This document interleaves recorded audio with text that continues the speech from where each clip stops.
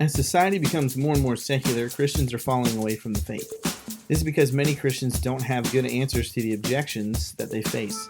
But what if there was a podcast dedicated to answering those objections?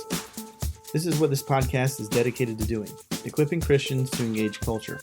Hi, I'm Dean Meadows, the host of Dean's Dialogue, in association with the Daily Apologist. In this episode, I'll examine the case for and the objections to the Gospel of Peter. Hey everybody, hope you're having a great day. One of the things that I have always found interesting in studying the reliability of the New Testament or Scripture canon and authority is that every so often there's a conversation about what Christianity would look like or how we would view Jesus if the lost Gospels and the lost books of the Bible were kept or added to the canon of Scripture.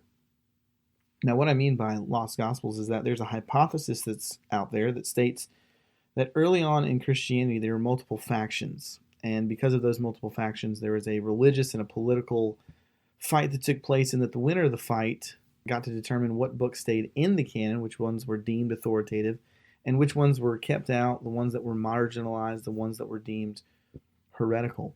And one of the books that always comes up with regards to this topic is the Gospel of Peter. And most Christians don't know about the Gospel of Peter because it's not in the Bible. So as they're talking with people about the Gospels, the person on the other end might ask the question, well, what about the Gospel of Peter? Why was that one kicked out, or why is that one not accepted? And usually the response from the Christian is that deer in the headlights look, because they just don't know. So to equip you for that conversation in this podcast, what we'll do is we're going to answer three questions. One, what is the Gospel of Peter? Two, why do some scholars accept the Gospel of Peter? And three, what are the objections to the Gospel of Peter being a part of the New Testament? So, first question, what is the Gospel of Peter? Now, the Gospel of Peter is called the Gospel of Peter because it's claimed that this Gospel was penned by the Apostle Peter, who was with Jesus in his ministry, who denied him 3 times, was redeemed by Jesus at the end of the Gospel of John, who gave that famous sermon in Acts chapter 2. That Peter is who this Gospel is attributed to. Now, it's a passion narrative. What I mean by that is that it describes the trial, the crucifixion, and the ascension of Jesus, and it's comprised of 60 verses. And so it's generally thought to be written around AD 150. The earliest extant manuscripts that we have are dated to the 8th and 9th century. Now we know that the gospel is older than the 8th and 9th century because ancient Christian writers like Eusebius of Caesarea and Serapion, the bishop of Antioch, knew of a supposed gospel of Peter during their time. Now, in Egypt, in the winter of 1886 to 1887, there were fragments of a gospel that were found in a codex, which were also attributed to the Gospel of Peter. And then in the 1970s and the 1980s, more fragments believed possibly to be portions of the Gospel of Peter were published. So that's an overview of the Gospel of Peter. Now, why would scholars accept the Gospel of Peter? There are some serious similarities between the Gospel of Peter and Matthew, Mark, Luke, and John. So for instance, the Gospel of Peter, like the 4 Gospels that we have in our New Testament, mention in the Passion narratives the historical figure of Pilate, the mistreatment of Jesus while he's in custody. And he alludes to Joseph of Arimathea, the washing of Pilate's hands and his proclamation of innocence. It also mentions that there were women who visited the empty tomb. And so, given these multiple parallels, it seems reasonable on the surface for someone to conclude that the Gospel of Peter should have been included in the New Testament canon. Now, what kind of pushes this idea even more is that the prominent scholar John Dominic Crossan, who's a former member of the Jesus Seminar, believes that there's a whole early Christian tradition within the Gospel of Peter, known as the Cross Gospel. And so what Crossan hypothesizes is that the Gospel of Peter provides the single known source for the death and resurrection narrative found in Matthew, Mark, Luke, and John. So essentially what Crossan is saying is that the Gospel of Peter is earlier than Matthew, Mark, Luke, and John, and that they know about it and they use it. And so, if that's the case, then the question of the Gospel of Peter's canonicity should be called into question if Crossan's correct. The question is he correct? And so, that's where we're going to move into these historical inaccuracies. And so, one of these inaccuracies that's pretty blatant, I think, in the Gospel of Peter is found in the following passage. And it says, "But Pilate gave over to them Petronius the centurion with soldiers to safeguard the sepulchre." Now, the sepulchre is Jesus' tomb.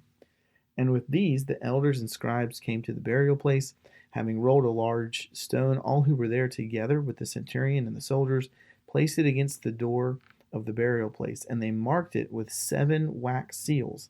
Having pitched a tent there, they safeguarded it." Now, on the surface, you're like, okay, well, what's going on here? That doesn't seem to be too radical, too crazy. But in the passage, what the Gospel of Peter is describing is that Jewish elders and scribes camped out in the cemetery as part of the guard that kept watch over Jesus' tomb.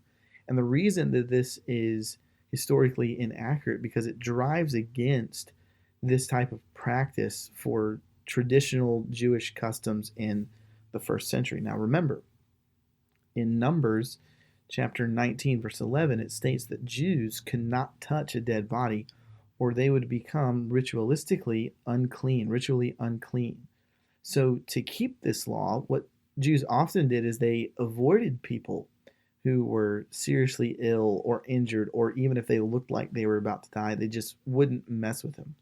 Now, what's interesting about that is Jesus alludes to that type of practice in the parable of the Good Samaritan. Remember, in the parable of the Good Samaritan, what happens? Jesus describes this guy who gets robbed, who gets beaten, who's left for dead, and the Levite and the priest, people who you would think would help this guy, pass this person on the other side of the road because they were concerned for their ritual purity.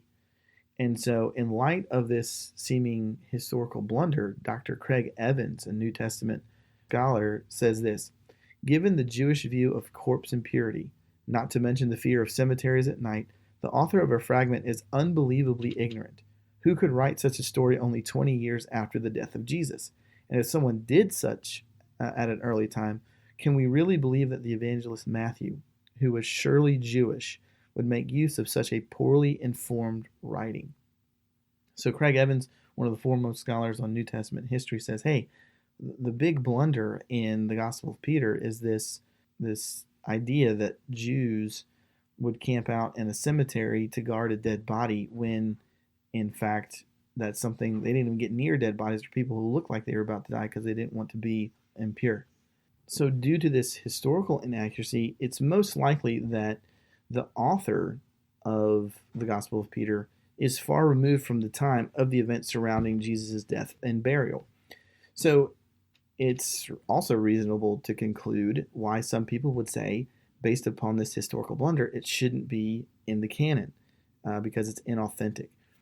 The second piece to this puzzle is legendary embellishment. And after reading Matthew, Mark, Luke, and John, along with the Gospel of Peter, it's clear to me that the Gospel of Peter contains a lot of embellishment. And here's a passage that serves as an example.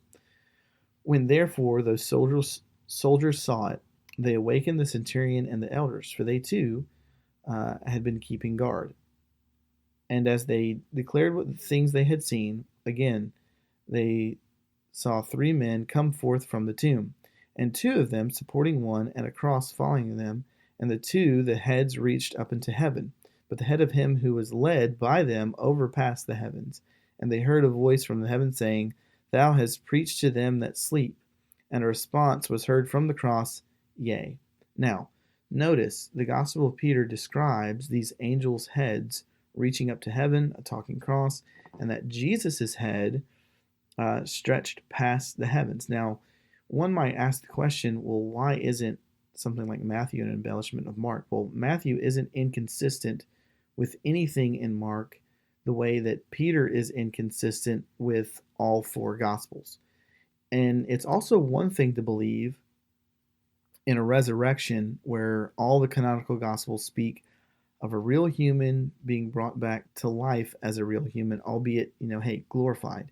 It's another thing to have someone who is so tall that his head reaches through the clouds. And so Peter is obviously based on a desire to glorify Jesus in such a way that his real humanity is completely obliterated. And even notice the difference in the angels. Angels in Scripture are typically portrayed as men who appear on earth, not being those whose heads reach into the clouds. So assuming that we're talking about, once again, Mark's shorter ending can hardly be seen to be legendary because it doesn't even narrate a resurrection appearance. And even in Matthew, as Matthew records the resurrection narrative, I don't think you could argue that it's being invented as legend in order to fulfill, what's not there at Mark's ending, because what you have there in Matthew's ending is that there were some people who doubted. This would be seen as potentially embarrassing material, and none of these features are seen in the Gospel of Peter, whether that's the embellishment or the things that would be considered historical, like people doubting like there not being a resurrection appearance in the short ending of Mark.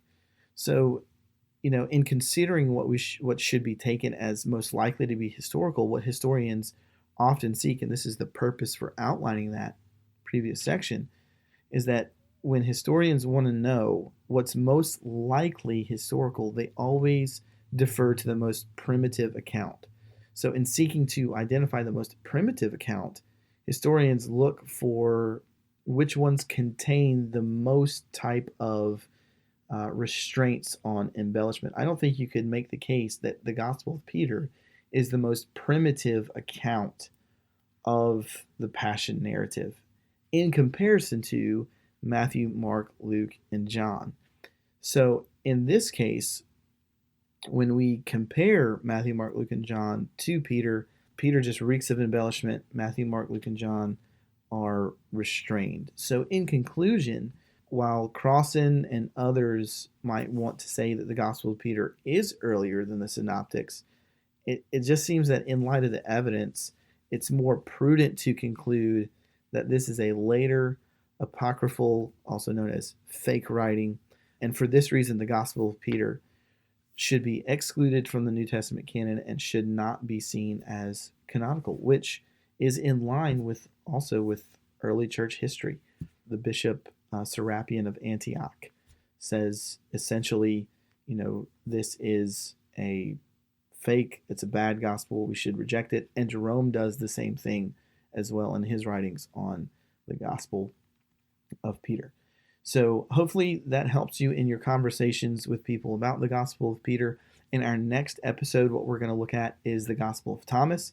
And once again, as we end the show, please like us and follow us on Facebook, Instagram, and Twitter. You can always check out our blogs at www.thedailyapologist.com. Thank you once again for listening. Thank you for supporting Dean's Dialogue. Thank you for supporting CultureCast. Thank you for supporting the Apologetics Report podcast. And just in general, thank you for everything that you guys do. We do this because we want to equip Christians to engage culture, and certainly we couldn't do what we do without you all. So thank you so much. This is Dean Meadows signing off for Dean's Dialogue. And remember, equip yourself to engage culture.